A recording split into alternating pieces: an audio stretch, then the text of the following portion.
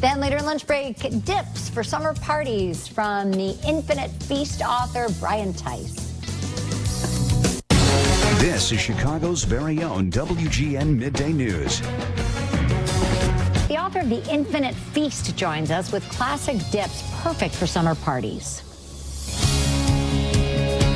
We're having a summer dip party in the kitchen with Brian Tice.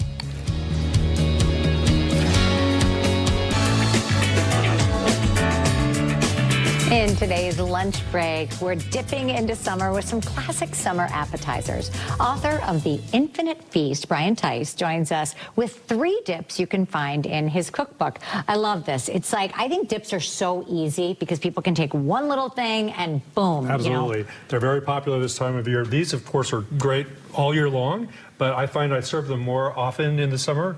Because I have more parties. Sure, so, absolutely. Don't we all, right? Yes. All right, well, let's get started because you've got 3 different ones, so we want to get to them. Yeah, dip, hooray, I have to say. By the way, I love the bowl idea. You know, a lot of people put a dip and then a platter. I have a lot of vintage pieces. This is some of them, usually 1950s. This is the roquefort dip. This is already mixed up. If you want to have a little taste with the cornichon.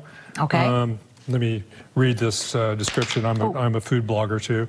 Gotcha. Bright and crunchy cornichon, French gherkins, happen to be a perfect match for the bold, piquant, complex yet very agreeable profile of this irresistible, extraordinary dip. You like it? It's really easy to make too. Everything you said. All of these are easy. All of these, you're perfect.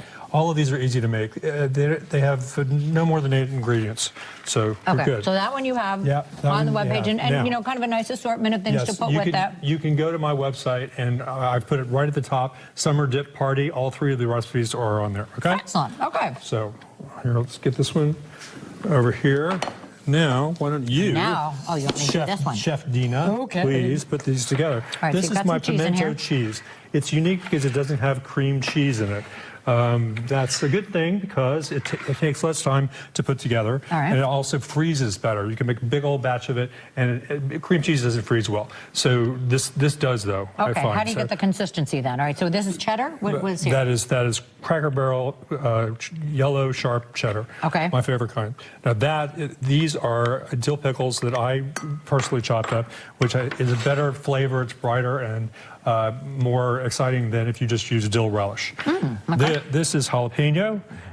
You can use as much or as little as you want there. I'm putting it all in there. You got a lot of cheese. This is Parmesan cheese. Love Throw that in. I'll do this part for you. See, it doesn't require a whole lot of mayo, which I like too. So mayo is kind of the binder instead of the cream cheese. Yes, that's true. And also it's unique to have the Parmesan and certainly the pickle and everything else. Of course, we need our pimento. Oh yes. And that goes. So makes a pimento dip. Yes. And then this is dehydrated Creole Trinity, which looks like this. In case you've never seen it before. So the Trinity being onion, great celery. in all foods, it says. I agree with that because I use it all the time. It's onion, celery, and bell pepper. Right. But that's why you don't want to eat this. Yeah.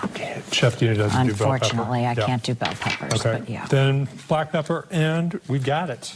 Ooh, now, this is best, and it's actually good that we're not going to taste this right away. This is best not only because of the dehydrated Trinity, if I can talk, needs to rehydrate in the dip, inside but here. It needs to just find its flavor profile in the fridge for a while.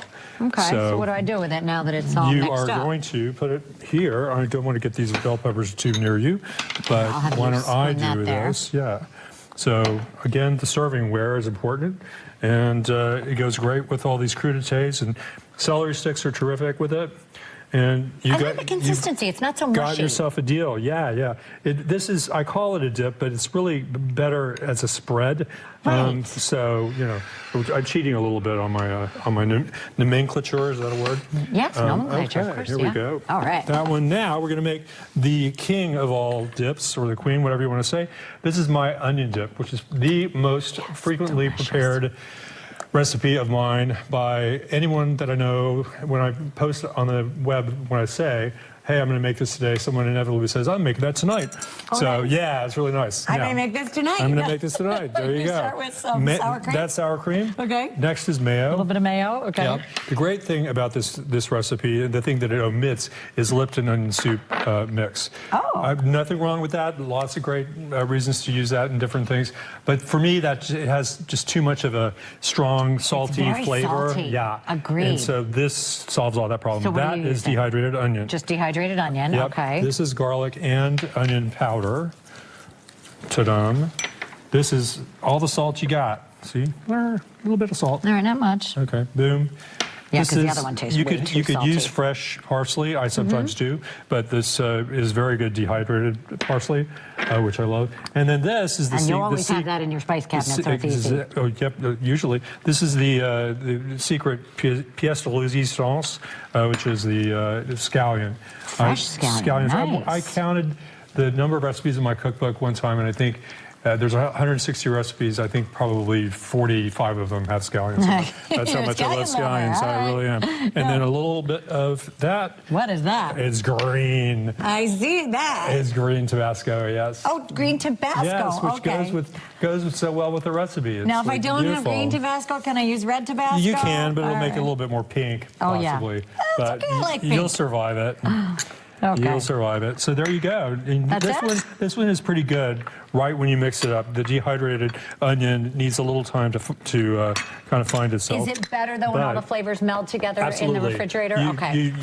Keeping that in the fridge for a while before you serve it is definitely look the right at way to this go. vintage Now bowl. there's a vintage. That chimney reminds me of dip. my grandmother's. Yeah. I love it. All right, so let's pour this baby put that in here. there, and then I like to then we keep a can little dip. bit of the sliced scallion for garnish to Oh, make nice. it look all pretty. Okay. Yeah, your guests will appreciate that. And ta-dam! You want to try it? Beautiful. You can try it. All right, if I try it, then you are going to have to tell people how to find out more information about you and all the recipes. Go for it. Sure. Well, here's my book. Yippee. I love. Just read right from there. I love this.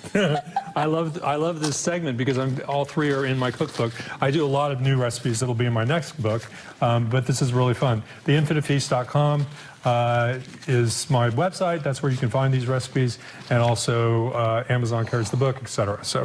And Infinite Feast on Instagram, WGNTV.com/midday. It's going to have all the recipes. As well, yes. Oh, That's that true. was really Chrissy's good. really good about that. And those chips are nice and crunchy.